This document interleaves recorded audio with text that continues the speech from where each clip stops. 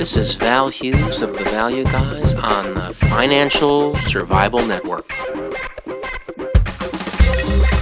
Hello, everybody. Welcome to another edition of the Value Guys Stock Talk Show with the Value Guys. I'm Val Hughes. And I'm Momentum. And we are 31-year Wall Street veterans who have had to take on secret identities and go underground in order to provide our candid views on a handful of stocks that we screen for each week here in our value shop. You've seen our faces on TV, you've seen us quoted in the news, but our bosses would never allow our unfiltered views on the air, so we've disguised our voices, and they'll never know. This week, we're doing, it's April 20th, 2012, and we're doing a screen based on a couple of ideas that a gentleman named Kerry Lutz of the Financial Survival Network sent in, and he asked us to do a screen on non-financial companies with yield and take a number. I mean, that's what everyone's looking for, so that's a pretty good idea. That's what we screened on this week. Yield, market cap under $2 billion, and a little bit of debt to equity filter on the debt side. But before we get to that, a couple of important caveats. First, this show is for entertainment purposes only. That's not a guarantee. Secondly, Mo and I are professional analysts during the week, and we do a lot of careful work and study the financials and talk to management and talk to competitors and really dig in. And we're doing none of that here. We're amateur boozers on this show. Yeah, we're not doing that. No, we're not. We can't. Don't say. You think it's pro? No. Yeah, we're professional boozers. Third, and our lawyers say we need to remind you that we may not have your best interests in mind, and we may be suggesting the opposite of what's best for you, so please do your own work. And fourth, and Mo has already, given you a heads up on this, we've been drinking. And we're drinking, I guess, a little more heavily than normal this week. Flavored vodka. Yeah, flavored vodka. And no mixer. A couple ice cubes. But it tastes great. Yeah. So see all our caveats, disclosures, photographs, bios, and other assorted, nonsense at www.thevalueguys.com, where you'll see an index to past shows, you'll see a best ideas list, you'll see some links to other stuff that I can't really say on a family show, right? No, I don't know. Anyway, so this week we've got three pretty good ideas. LTC Properties, a REIT, NGP Capital Resources, which looks like some type of mutual fund of energy properties. That's an interesting one. And then the one that I'm excited to get to, we'll get to last, is World Wrestling Entertainment. WWE. But I think we're going to start off, and then later in the show we do have walking through national economic trends, which I haven't even printed yet, so we'll have to at some point pause the show and go get that stuff. Jog through those trends if you want. Well, we're going to need time we have. We're going to need to hit the kitchen again soon anyway, so we'll get back to that later in the show. So Mo, anything going on this week, or what have you been doing? Yeah, you guys having a good time over there? We're getting a lot of mixed signals out of Washington. Mixed signals? Yeah, we watch these trends. Yeah. What do you guys? In our shop we do. We don't care much about that. Well, What are you guys seeing over there? You've got the GSA that's got in trouble for overspending, right? Evidently. I mean, $800,000 to fly a bunch of interns to Vegas. I mean, we used to do that when the market was hot 20 years ago. Nobody got upset though. Right, but they're in trouble. Yeah. Overspending. Today, you got the Secret Service that got in trouble for underspending on hookers in Colombia.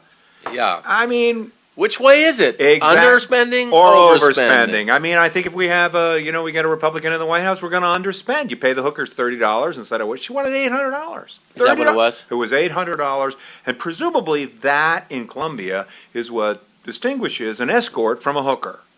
Really? $30. I don't know what that is, but I think that's admirable. For a Democratic administration. I'm going to have to remind my wife not to listen to this show, but I'm surprised you know this much about this, Mo. Where we watch these trends, and I think we're at a crossroads here with the government. We're either going to pay the hookers $30 and skip out on our bar tabs when the GSA goes to Vegas, or we're going to overspend. But you can't be pissed at both events. You got to choose your sides. Well, maybe the 1% should cough up a little more money for these out-of-work prostitutes that are being underpaid. $800, if that's what the going rate is not bad. And the other thing, you see Goldman Sachs?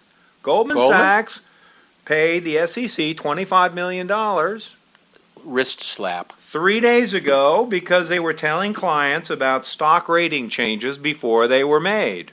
Oh my God. Well, and so they have to A, say I'm I'm sorry. Right, they're sorry. 2, we won't do it again.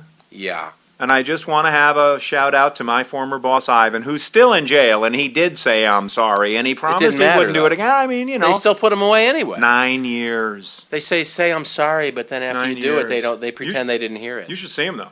It's a Yeah, how's lot he of time looking? in the weight room. Oh, Is he in good shape? he's ripped. Bulked up? I didn't recognize him. Shaved his head. Anyway, so that's what's kind of going on in the news. Yeah. Well, Diamonds are the new good. There's going to be a diamond ETF. I'm sure of that. I've seen That's that. going to be the new alternative investment. Okay. But as a value guy, Yeah. I want low clarity, low color, and low carats. Right. Of course. So, and then you give it in the dark. I just don't know if our value discipline translates that adequately into alternative investments. Diamonds and other alternatives, sometimes there is actually a negative demand curve. The lower the price, the less you want it, which is odd. It's hard to deal with that. But as a value guy, you can't buy that. Anyway. You can't buy that. So we do have some names. I wanted to ask you, we've got a name if you want to kick in on that and start, or unless you want to. Well, you've got something here. Why don't you get going? Well, you can tell me what I'm missing. Okay. LTC Properties. Yeah. Ticker symbol's LTC. No mystery there. That was easy.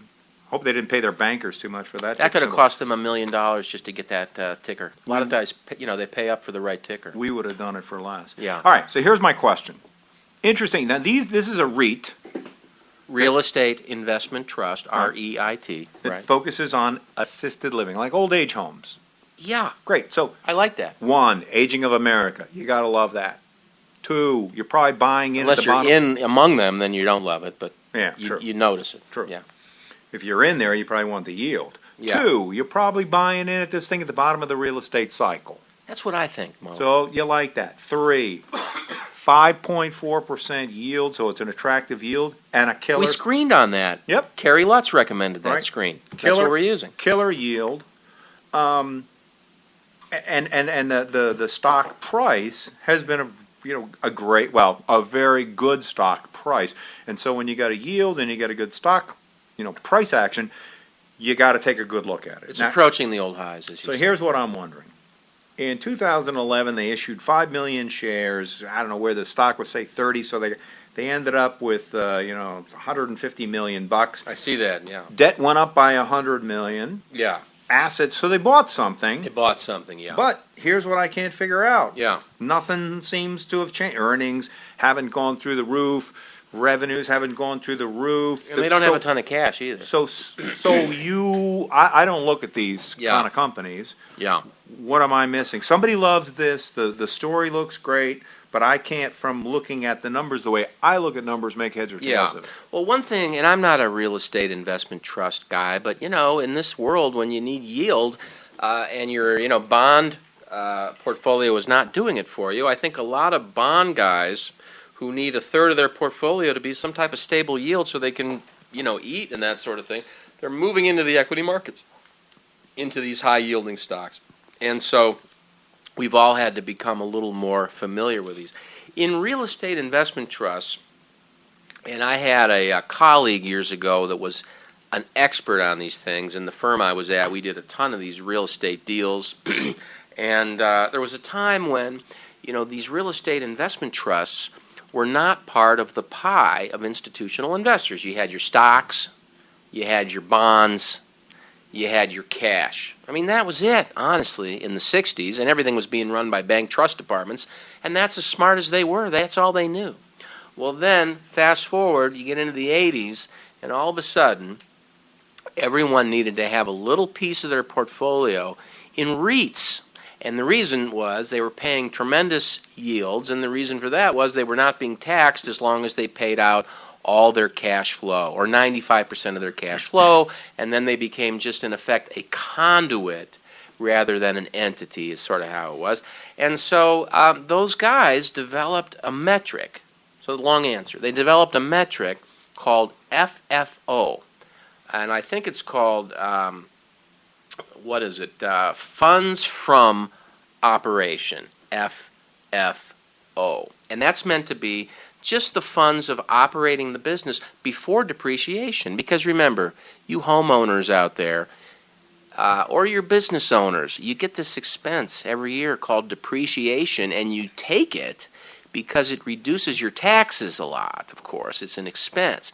But it's not really a cash outflow. It's the depreciation of the value you paid for your properties, and to the extent that it's not land, you get to depreciate it. Now, on the other hand, it may be that the actual value of that property, like here, you're in New York, you're a landlord, you're depreciating properties because you're allowed to. Do you think those are really going down in value? Well, they do for a year or so here or there, but no, they're not. But if you're a landlord in Las Vegas, well, you think they're going down in value? Yeah, okay. But generally speaking, that was an you're exogenous right. event. So you're taking this depreciation. So in the REIT space, all these companies have a big depreciation number because they take the biggest amount of depreciation they can. They don't have to buy more properties to continue, and they don't generally have a lot of CapEx. These are buildings. They just have maintenance. And then if they acquire new buildings, those aren't CapEx. They're often just acquisitions. It's a different line item. And so FFO is basically earnings plus depreciation plus some other stuff that the real estate guys throw in there so that it's a little tricky to figure out if you're not a real estate investor. So it's their version of EBITDA. It's their version of EBITDA. And so while in 2011 this LTC, as you can see here, they earned $1.37 per share in earnings, but the FFO, funds from operation, the number that all the institutional REIT buyers focus on, was $2.01. This year, earnings estimates $1.63. The FFO, $2.28, and next year $2.44. Stock at 32. So really, on next year's earnings, the stock is what, 13 times earnings, and they're paying this 5.4% yield. And it looks like, again, you brought this up. They bought this company. It's not showing up in the trailing numbers at all yet. But the analysts are dialing this into next year, and there's only 4 analysts. So to the extent that the market's waiting for something to happen, you've got 4 guys covering this. But if things start to unfold, my guess is you could have a few more covering it over time. It's $1.1 billion in enterprise value, nearly $1 billion in market cap. That starts to be the level that some additional analysts may weigh in. Their history of returns on assets, return on equity, all satisfactory.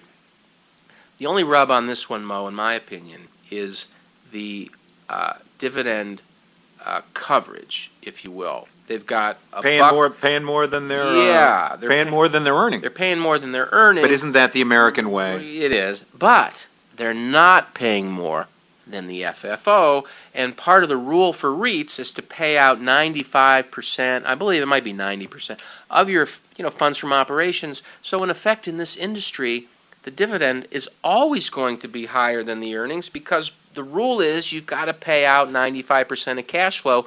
Not the rule is not as a function of earnings. So it looks bad on the outside, but tastes great on the inside. Looks like it could be good on the inside. I like the yield. It's stable. Ticker symbol's easy to remember. LT. It is? Oh, because of the name, matching the name, yeah. LTC. LTC, yeah. So that's Love it. Love it. Looks pretty good. That was LTC. easy. Next up, and ladies and gentlemen, we are going alphabetically this week for your ease of use. Okay, so next up is a little stock I like to call NGP Capital Resources Company. Ticker symbol is NGP. C. Yeah, GPs. And, again, we did the screen, yield, non-financial, for Mr. Lutz. And this one popped out, and it turns out it's a fund company, so it's probably under the 40 Act. They buy other things. They buy companies in and I'm just reading the 10K, the oil, natural gas, and coal, power generation, alternative energy, and oil field and other energy services business. They look like they're a private equity firm that focuses on the energy sector. They provide money for these guys. They do restructuring. They do investments. They go into public companies, private companies. And it seems like it's a great business model. Yeah, I think if there's institutional interest in the energy area, but you don't have the analytical team to figure out which company to buy, you buy these guys, and they figure all that out for you, and they take, it doesn't, I'm not seeing what the fee is here, but my suspicion is it's just like any fund. It probably costs you 50 basis points or 100 basis points, that's 0.5% or 1% of your assets, to have them manage that piece for you, and presumably they're going to earn more than you would and offset their fee of 1%. At least that's what we tell our clients that we're doing. So I like it on that basis. The yield, and again, this is what we screened on, 7.8%. And I like that very much. Just like the other company, though, we talked about, LTC, they're not earning that. And I'm looking here to see if I can tell you what the sort of depreciation is, but I don't have that data here in front of me. Well, I'll tell you, there's a sometimes when you see a high yield and you can focus in on it like LTC and you think kind of undiscovered, and you want to jump all over. At least you want to look into something like that. When you see something like NGP, here's what I'm looking at. They had assets in 2007 of $478 million, and then it went down to 400, then 316, then 329, then 356, and then 248. Yeah. So when you look at their assets, it looks like they're winding down. And the stock price is sort of maybe telling you something's a little up here. Now, you would think that small startups, the energy sector, these guys have got the money to invest. Borrowing funds are pretty cheap. So you would think it seems like a good story on the surface, but the stock price is telling you, uh-oh, and the wind down of their asset base. And I would think when they invest in a company that goes into their asset base is telling you maybe you want to be a little careful here. Well, you're certainly right about the asset shrinkage. I will say that they've been paying a dividend that's greater than earnings, and that's one way to shrink your asset base is to spend more money than you have. So they have been doing that. Their cash balance at $106 million does represent about $5 a share, and the stock's at $6.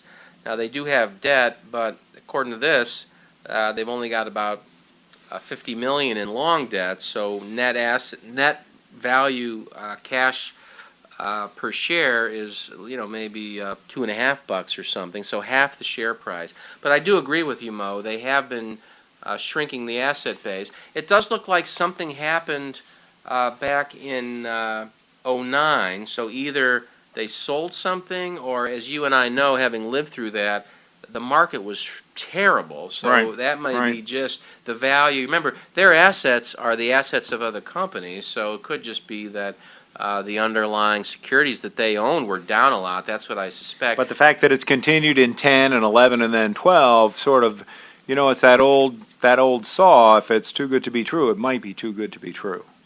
Yeah. Well, I can't speak to that exactly. We've done as little work as possible here, and what I'm focused on is the yield. So what they're paying is they're paying 73 cents per share. And if they can hold that in 9 years, you get your money back. Yeah, and they own they get about 60 cents in earnings, so they're 13 cents light. I don't have a depreciation number here, but I'm going to suggest that they have enough depreciation, non-cash, to offset that differential between the earnings and the dividend. They haven't been buying stock back, so that bothers me.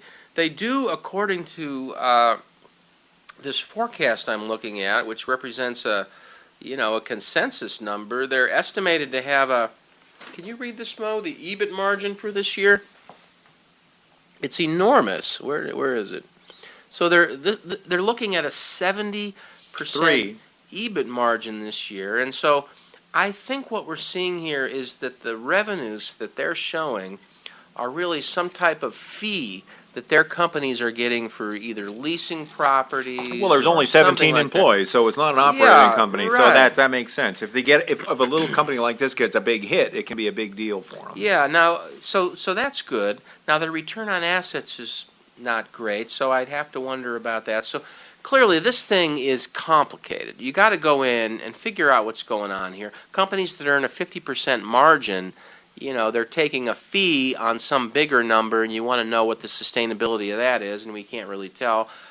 They do have asset shrinkage here, but maybe that's stabilizing. It has been flat for a couple years, and they've got a dividend. So I wouldn't say this is my favorite stock in the world, but I will say that at a 7.8% dividend yield, you have a lot of room to have uncertainty and still earn a good return. And so I would throw this one out as something that people should be maybe doing a little work on. And it came off our screen. What can I tell you? It's a natural resource company that is paying a big dividend and probably worth a look during this period. Oil prices are still over $100. Natural gas is pretty cheap, but oil is expensive, and rig count. We were looking at this today in the shop. We were looking at a little company. Rig count is up. Spending on specialty products that can help you increase your yields are up and things like that. So, who knows? I think if the economy continues to improve and oil prices stay good, my guess is these guys will do okay. It's a $6 stock. How much can it go down? Yeah, you're right. Okay. That's what's great about those cheap stocks. So, WWE. Here's the fun one now, Mo. Yeah. WWE. Well, this is the old Hulk Hogan company, right? This is Vince McMahon's company. But look at this chart. Yeah, stock's going straight down. It's going down. And and their big year was in 2008. The stock was down 34% in 2011, and it was down another 15% in 2012. Yeah. I think they're getting a lot of competition. Yeah. I mean, who wants to watch a bunch of half-dressed guys in spandex slap each other when you can tune into Real Housewives of Los Angeles and watch half-dressed women in spandex slap each other? Or walk down other? the trading floor and see people doing it down there. Well, yeah, it's your firm. Yeah, well, but no, still, that's your firm. There are alternatives out there, and I think that's what's this whole. I'd rather watch a bunch of girls slap each other, throw drinks in their faces. Maybe that's the answer. All right, you know what, Mo? You and I are not the people that are addicted to this. I have a friend. I'm not going to name him for lack of save him a little embarrassment with his family. George. Yeah, but I knew it.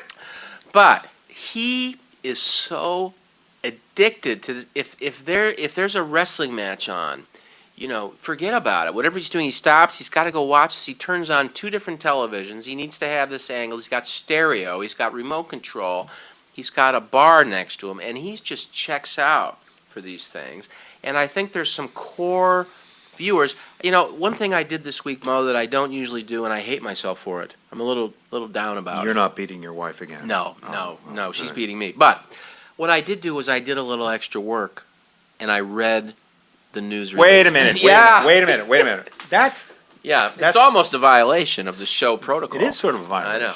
But I read the news release, in part because this looks kind of interesting for the shop. And, of course, in the shop, we actually do read some of the news releases. So, do you think when the IR people come in and pitch you, they come in costumes with capes and stuff? No, we'd never go for that. We'd be the only one with capes on in that meeting. No, when people come, I just dress normally. Oh. Good. Shorts and a T-shirt. That's all I do. But in any case, this WWE, again, this was a yield screen. So we're getting yields. This one is 6%. And the reason we don't know if we like it, again, Carrie, you won this screen, and I'll tell you, there's a lot of companies that give you yield, but there's some hair on them. Some of them are discovered. A lot of them are financial. I hope that wasn't a pun for the WWE. It hair on there. Yeah. So, but this one, the reason I'm interested in this one, and I do agree the chart looks terrible, but I'm a value guy. I'm swimming upstream all the time. That doesn't bother me at all. What I am looking at is a company that provides content.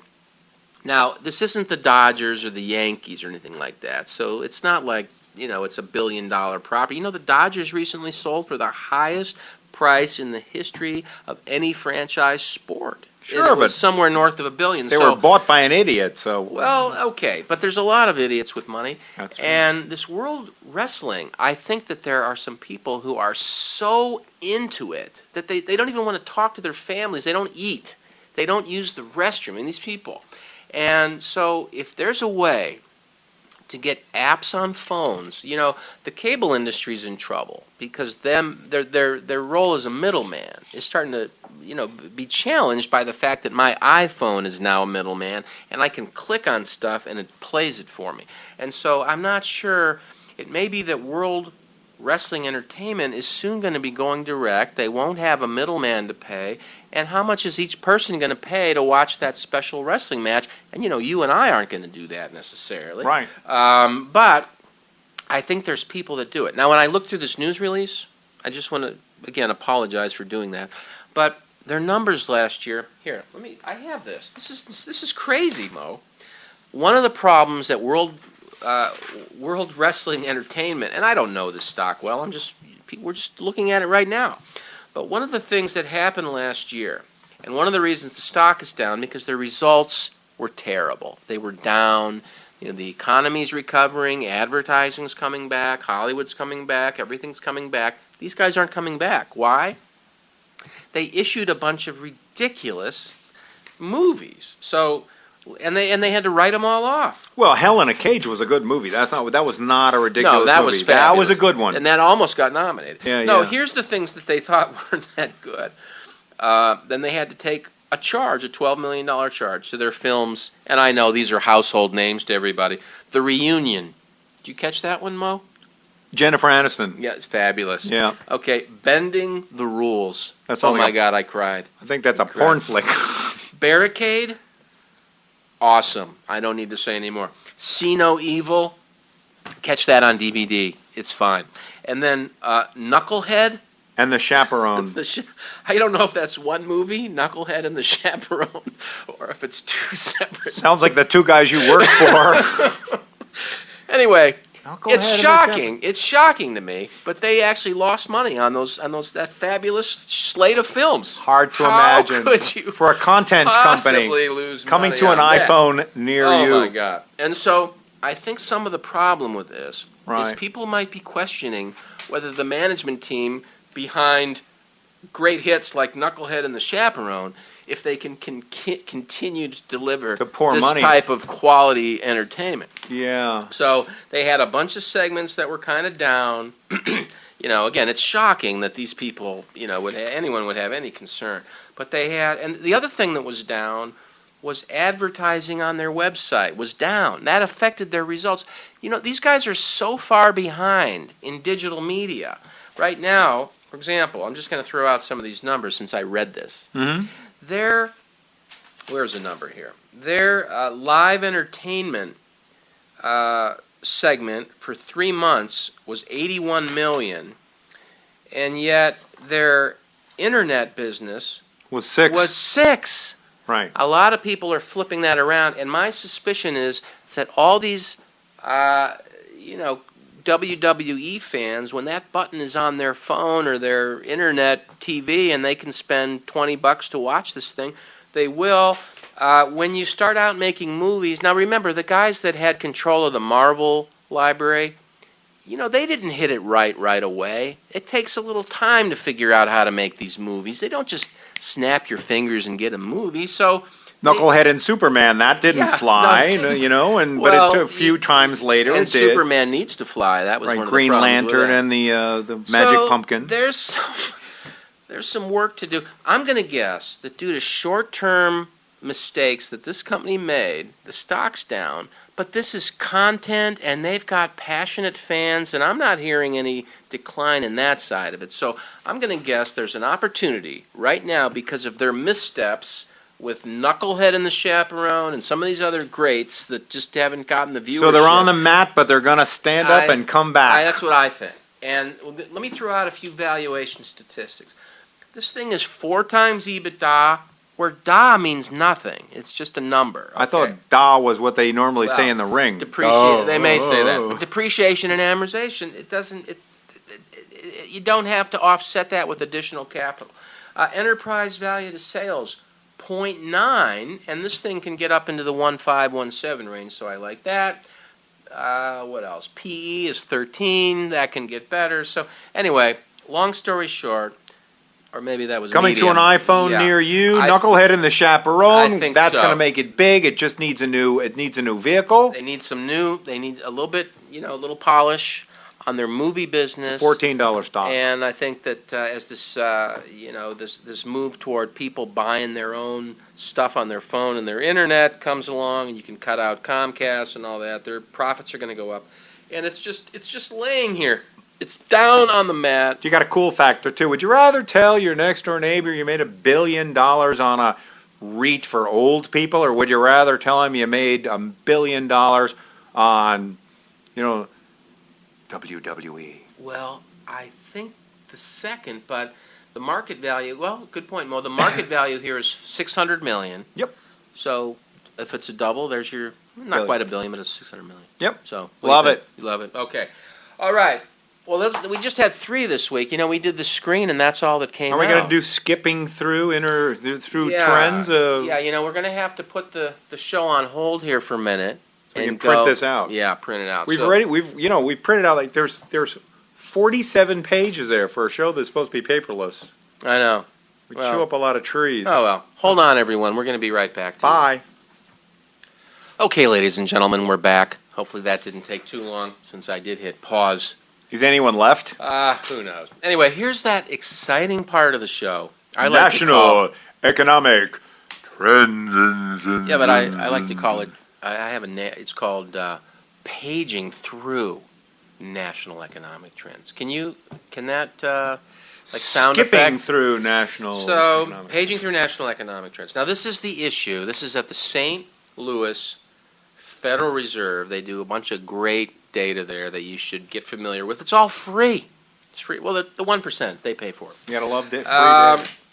And if you want to know what's going on in the economy, which most people don't, who cares? But if you do, it's all here. And then last week... And there's no writing. No, there's no. It's all just, pictures. It's just pictures, so Great. It's that part of the mind that works best from a prehistoric time. There's no language or punctuation involved.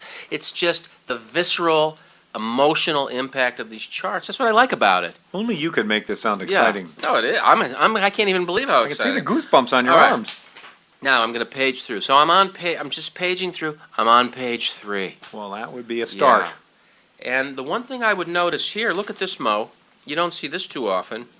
There's a line. You can actually see a little mark, but then above it says 0, which I don't quite get because they're showing that it's above 0. But this is industrial production.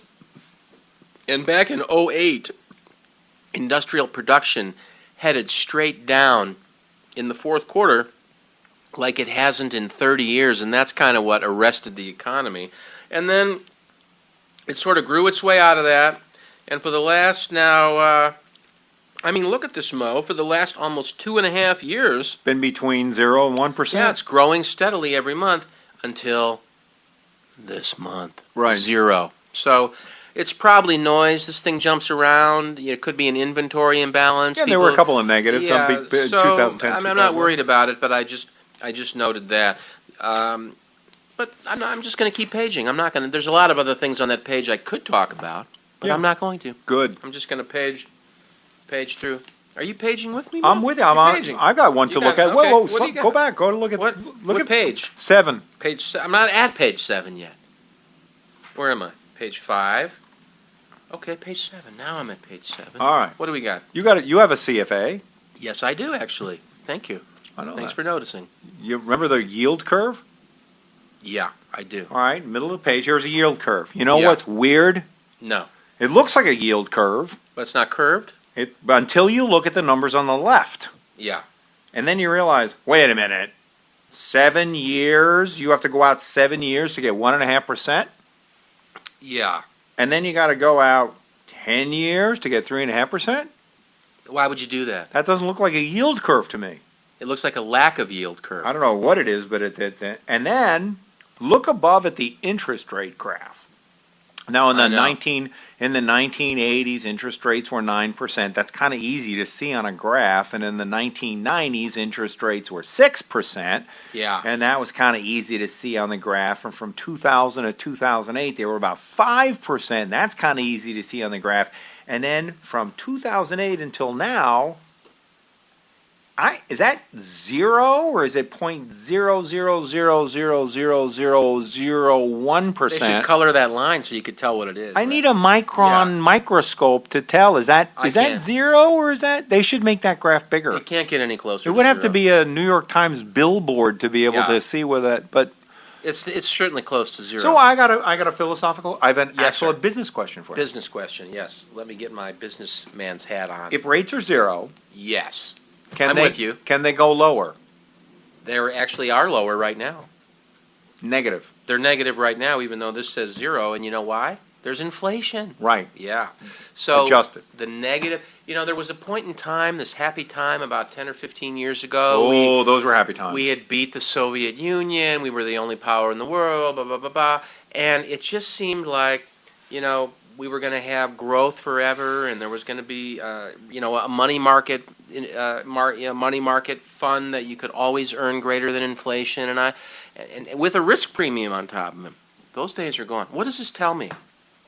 Well, it tells me that there's so much money floating around with retirees that worked all their lives and saved up, and companies that have money on their balance sheet, but nobody wants it. That's why nobody's bidding up. Interest rate is the price of money. Right. Nobody wants any money because there's nothing to do with it. I want money. Well, but businesses don't want. You want to borrow money? You don't want to borrow money, right? I don't. Nobody wants to borrow any money because there's nothing to do with it right now. Right. That's changing, I think, but that's what this is saying, isn't it? So when interest rates, if they can't go that much lower, when they go up, what do you want to own that goes up when interest rates go up?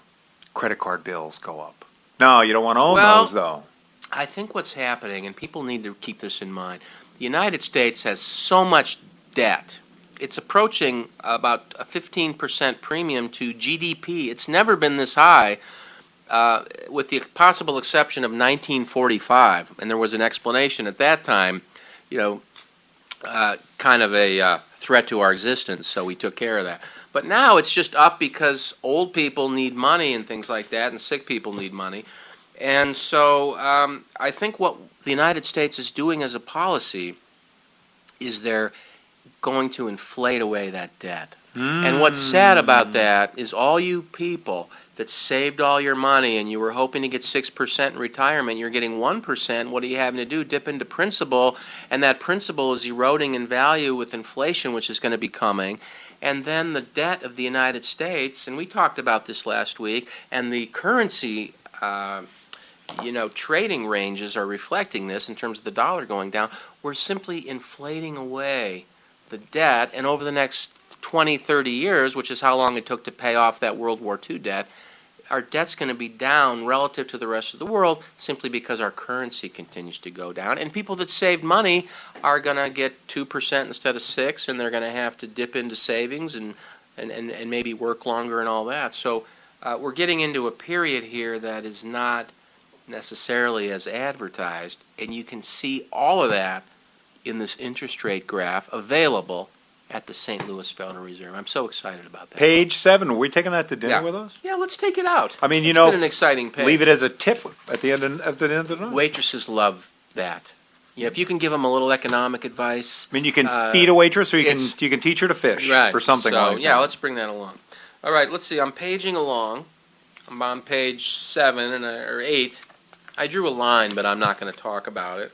Let's see here. Page 10. Here's something. Page 11. They have a little chart called unemployment rate and job openings rate. Now, we've talked about this. The unemployment rate has been dropping. It got to a peak of about 10% near the end of 2009, right? Yeah. And it's just been going straight down since. It's crossing, 8% here, and probably go lower. But the thing I want to point out that's also on this graph is a little chart called job openings. Yeah, and this chart has been going up since we thought we were in the recession, which is the second quarter of 2009, and it continues to go up. And right now it's increasing at about according to this, almost a 3% annual rate, which starts to cover population growth, which is good. Which, if that's happening, it means the unemployment rate should not be going down anymore because there's enough jobs to cover the population and to take some additional people to force that down. So I thought that was pretty interesting. All right. Paging through. Page 12. You got anything there? 13. Okay, I have something on 13, Mo. Just want to mention. And if this show is getting too long for you listeners, I just turn it off. We're just babbling here. Real consumption. Oh, you had one? I'm just wondering, is there unreal consumption? Yeah, we talked about that, and yes, there is. Okay. Yeah, and it was, we're just talking about that with a friend of ours. Unreal consumption in New York, or in Las Vegas, I guess it was. Oh, that's a different kind of consumption. No, the chart I liked on this page 13, was real, disposable, personal income, and this is the number that reflects the growth rate in your personal income. I guess it's a well-named chart. And this shows the last 2 months. Oops. January and February, negative. Oops. And it wasn't like it was an easy comparison because last year was just very slightly positive. So I don't know what that means exactly. It could simply mean that Wall Street didn't pay bonuses because the year-over-year comparison was affected by that. And I believe I was reading about that. So we didn't follow that practice in our shop. We got $3 million less each of us. Did you? Yeah, that's a hardship. So you're having to sell one of your yachts, aren't you? Well, we've been paid this year. We're not getting cash. We're being paid in future unsecured compensation units. You figure out the acronym. Oh, in FUCUs? I've heard of that. Yeah, That's the accent is on the wrong syllable, well, but you kind of get that. That could be why this is down. Yeah, probably. So whatever. All right. Paging. Let's see. Oh, federal debt. Yeah, one other thing that. I wanted to touch on here. There's a chart on page 16 about the government, its debt, its expenditures, its receipts, etc. Of course, a lot of bad news. There's a little bit of good news, a little glimmer of good news here, Mo. It's the alcohol speaking. It could be. It's late in the show. But I will say that after a tremendous jump in federal expenditures back at the end of in 09, 08, 09, basically, and that created a giant gap between federal expenditures and receipts, which is why the debt went up. That's how they plugged that hole, But right now, federal expenditures, Mo, look, it's rolling over. Election year coming up, yeah. Well, they're bringing that down. And I think a lot of this is simply some of the, temporary measures. And, you read what's in the paper, but there's a lot of stuff you don't read about in the paper, and you got to go dig in and see what the government's doing. But these numbers are coming down, and I thought that was, pretty interesting from a point of view of what people are going to be able to stop worrying about over the next 12 months. And I think it could be that the federal debt, if you get these expenditures under control, I think there's going to be a little less concern about the debt. So I thought that was good news.